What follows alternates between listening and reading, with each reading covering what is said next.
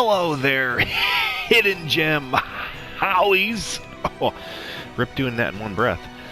Welcome to another quick tips video. This time I want to talk about hidden gem weapons that you may not think to use, or at least I don't see too often used in Earth Defense Force 5. This time, or the reason I'm doing the Japanese version is because I don't have all these particular weapons unlocked on my English account yet, but they do apply to it. Don't trust me, I'm trying to unlock everything on English account as soon as I can. I don't know how many hours I have, but I have probably like 30 or 40 hours already. But anyway, so I'm using the Japanese account. But it's like I said, it still works for the English version. So first, I want to talk about Ranger class because I want to eventually do all 4 classes here. And also, I want to say at the beginning, please mention down in the comments any hidden weapons that you don't see many people using but think are amazing. Because I think this could be kind of cool for people to come to and look in the comments as well to find other ideas as well for weapons. So anyway, let's get started with the ones I think are standouts. And this doesn't just apply to Inferno weapons, this also applies to other difficulties because usually that's the ones that get overlooked, the lower difficulty weapons. So like I said, we're going to start with Ranger class. So the first one I want to recommend is the Pylon Sniper Rifle. It's level 45. This thing you can use on hard difficulty towards the end, I believe, and I think early hardest as well. So any time like the limits are on, you can see what weapons are recommended. Anytime a level 45-ish weapon is recommended, I definitely highly recommend the Pylon Sniper Rifle A1. This thing is amazing because, for one, it's like it reminds me of the DLC weapon that we get later that shoots very fast, but it's a stringer that it shoots through targets. So this thing shoots through targets as well, and the magazine is pretty large. It's a 10 magazine. You can shoot a little bit over 1 a second, and the damage is very good for hard. 815 damage, and plus you have to consider that you're shooting through multiple targets on top of that. The range isn't terrible, 600 meters. It's not the greatest long-range sniper rifle, but the reload is the key thing here. 2-second reload. And the reason I like this so much is because I use this a lot of times as like a machine gun / sniper rifle. Like for missions where, say, you want to take something besides a shotgun all the time and you need some long range, you can take like a rocket with it, or you can take like a C bombs or whatever else you want to take along with it, because this thing can double as a sniper or as a machine gun. So a very strong weapon. It feels very strong on hard. I've been using it very recently actually, and just reminds me of how good this weapon is. I'm gonna also take these out just briefly to show them off a little bit.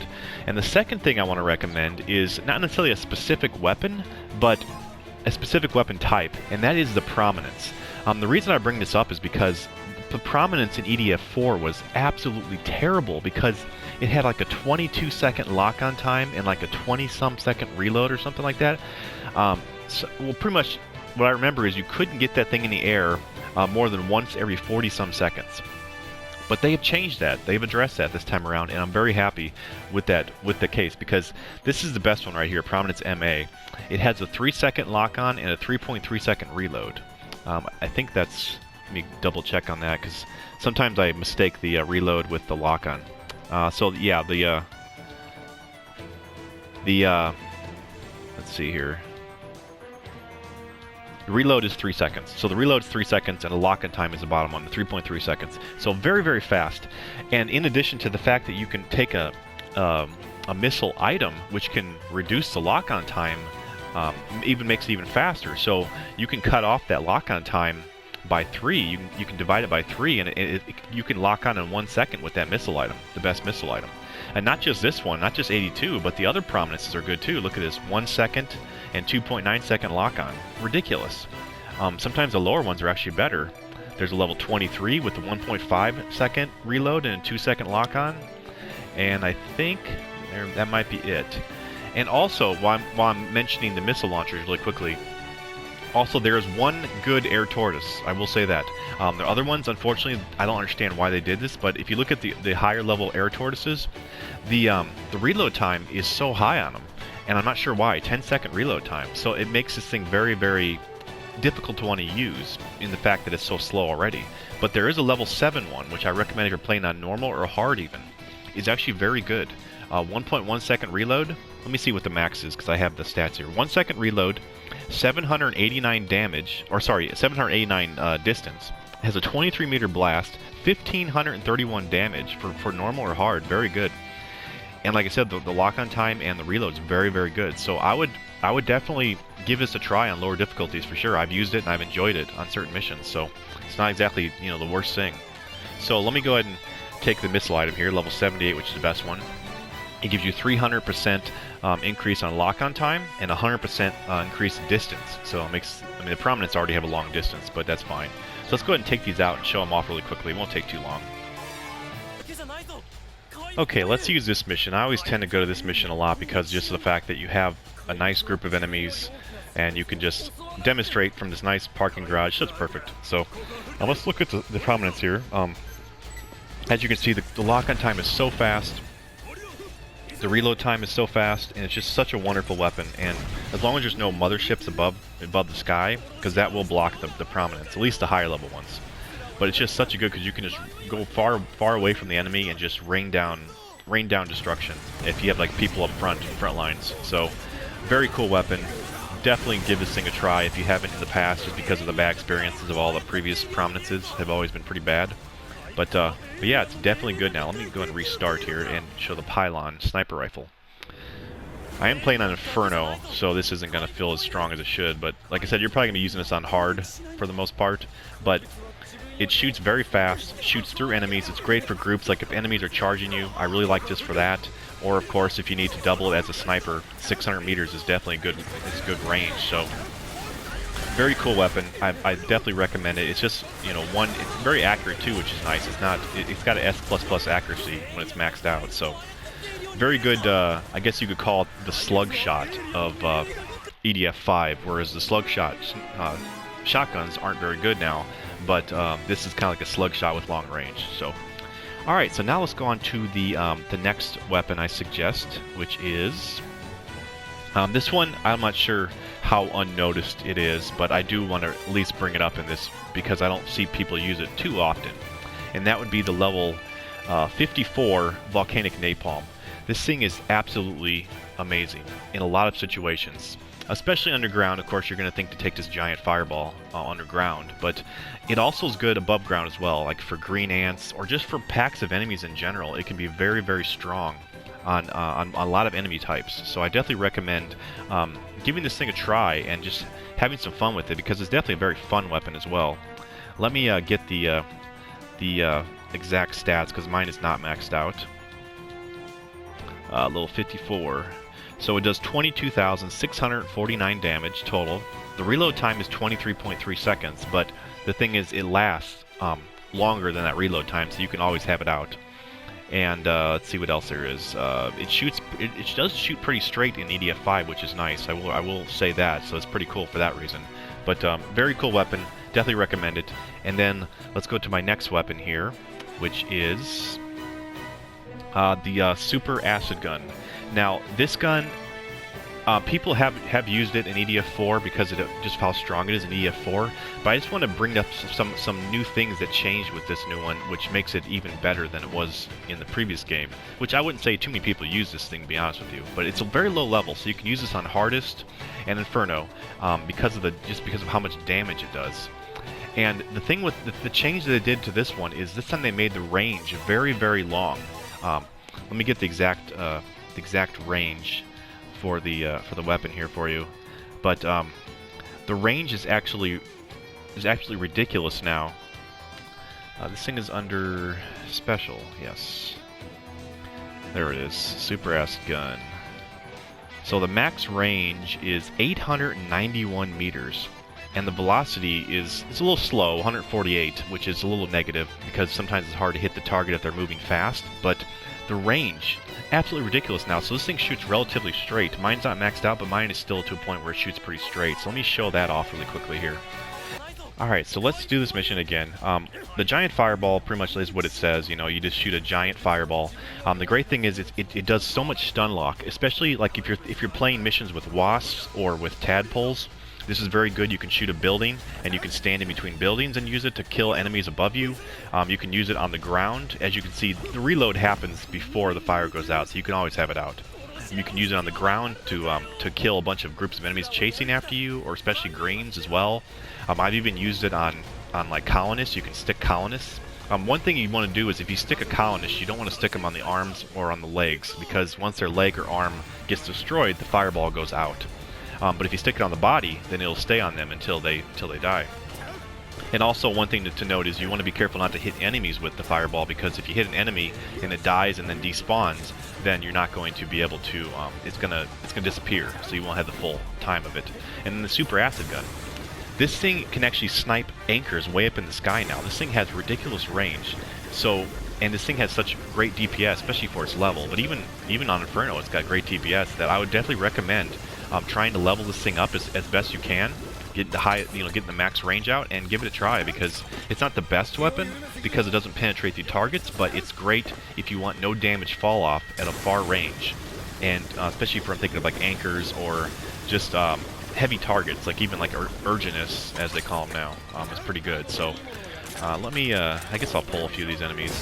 I may die because, no, I shouldn't die, because these are actually Infernal level weapons, whereas the previous ones were not. But very cool weapons. I'm happy that they're actually good. They're not just novelty, but they're actually useful in a lot of situations. So definitely recommend them. Definitely give it a try if you haven't. Alright, let's move on to the next set of weapons I want to recommend now. These will be the last ones here I have. Let's go back here. Alright, the next one I want to recommend is the... this is another one I see some people use in EDF 4, but it's not... I don't see it used enough in my opinion. And that would be the Burst Firecracker. This would be the last one I recommend. Level 54. This thing is like pretty much a Stampede grenade launcher that he has, but with no reload. And it's pretty great because it has a 4.5 meter blast, so it's actually good on the blast range. Let me also get the exact damage, because I don't have the max damage here on mine. But let's see here. Burst Firecracker, where are you? Oh, it's called something different in this. So 362 times 42. So it's saying this is the max stat on this list. Maybe this list isn't maxed out either. But regardless, it's absolutely ridiculous damage. Let me actually get the calculator out, because I don't know what that is offhand. 362 times 42. So it does 15,200 damage. And with, like I said, no reload. So it's very good for stun locking crowds. It's very good underground, especially. You can really close off an area underground. And just amazing weapon overall. I don't really care for the other ones. I mean, the other firecrackers are okay. They're very high damage for their levels, like 42. This thing does 8,000 damage, but I just haven't had good experiences with them because of the small blast radius, the 1 meter blast radius. So I don't unrecommend. What's the right word? I don't know. I wouldn't sway you against not using these. That's not even a word either. But I would say that it's more noticeable if you haven't used the Burst Firecracker. This thing is a lot more useful in my opinion. And then the last weapon I want to say that no one uses, but is actually amazing, and I really want to encourage you to give this a try, and that would be the Impulses. The Impulses are now probably, I would arguably say, they're probably the best weapon in the game at this point in EDF 5, and that's saying something because there's a Fusion Blaster later on in the DLC. These things are absolutely amazing. You don't have to set them off. They set off by themselves. Enemies walk into them, and sometimes enemies don't trigger them, but when they do trigger them, they not only take the one impulse and set it off, which would be enough to kill them, but they take all of the impulses and set them all off on one target. So it kills that one target with extra damage, so it overkills them, if you want to say that. So of course I'm joking. Impulses are, my goodness, they're garbage. But I want them to be good, and by golly, I do say that once in a while, I'm going to find a use for these things. And one of these days, and if I ever get on the team of D3 publishers, I am going to make Impulses great. Don't you worry. But anyway, so let's talk about let's do the Firecracker really quick, and let's take an underground mission because it's more fun. Yeah, it's good. And they're very low level too. The Burst Firecracker are once again another example of the Super Acid Gun, where it's a low level weapon, but you can use it on Inferno, so therefore you can use it on Hardest, and it's great on Hardest. So very, very strong weapon. So I would say it's kind of strange that the way they balance these particular weapons that are low level. But this thing throws very fast, charges very fast, and it just knocks enemies down. It just stun locks, the tunnel. The enemies kind of get through, and it's very strong too. So I would definitely recommend giving this thing a try. It's good for backpedaling when you have a bunch of enemies coming after you as well. I kind of like it. It is a little dangerous sometimes to yourself because, of course, you can pretty much, for the most part, one-shot yourself. But it throws really, really far, too, which is crazy. You'd be surprised how far this thing can throw. So let me go one more step in because that wasn't exactly a lot of enemies at the beginning here. Let's use my acid gun. As you can see, I'm playing online by myself, and this thing is strong enough to kill enemies fast. I still find myself once in a while rolling instead of running because, I don't know, just habit, but the running is just as fast as the rolling without a speed item, so it is worth running. Now let's try and pull these enemies, and then pull them all. And let's defend a little bit. I can't tell you how fun it is to use this.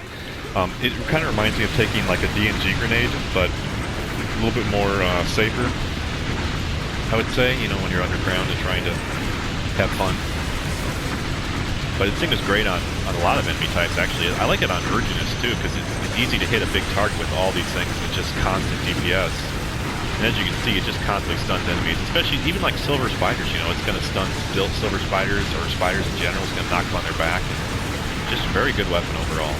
So, I mean, I don't take it all the time, but I will say that I take it a decent amount of time, and it's definitely worth looking at. So yeah, let me go back here now, and like I said, there's certain things that I think that you probably have learned by now if you played enough, where, which I didn't want to cover, like, you know, for example, shotguns are just absolutely ridiculous. Like, I recommend if you haven't tried shotguns, you know, give them a try, because they are just, oh my goodness, they're so strong because they shoot through targets now, and their range is ridiculous, their damage is ridiculous. Let's see what else. C-bombs, of course, I think those are pretty much a given that most people are going to use these. Low level, high damage. What else? Trying to think. Healing guns, healing bombs, those things like that. I think those are things, you know, go without mentioning, so I didn't really want to bring those up. But yeah, that's pretty much what I wanted to recommend for Ranger class. I'm going to cover the other classes, like I said, in the future. So, like I said, if you have any recommendations, please put them in the comments for other people to know, whether it be, you know, normal level difficulty or hard difficulty or whatever. But try and restrict it to Ranger, if I would ask, please. And then I'll make the next video, and then we can do comments about the other classes. So yeah. Once again, thanks a lot for watching, and remember, EDF doesn't leave a man behind, ever. And if you're interested in ways to help support the channel, please consider liking or subscribing or watching a few ads, as it does support the channel financially, and that's much appreciated. Thanks a lot.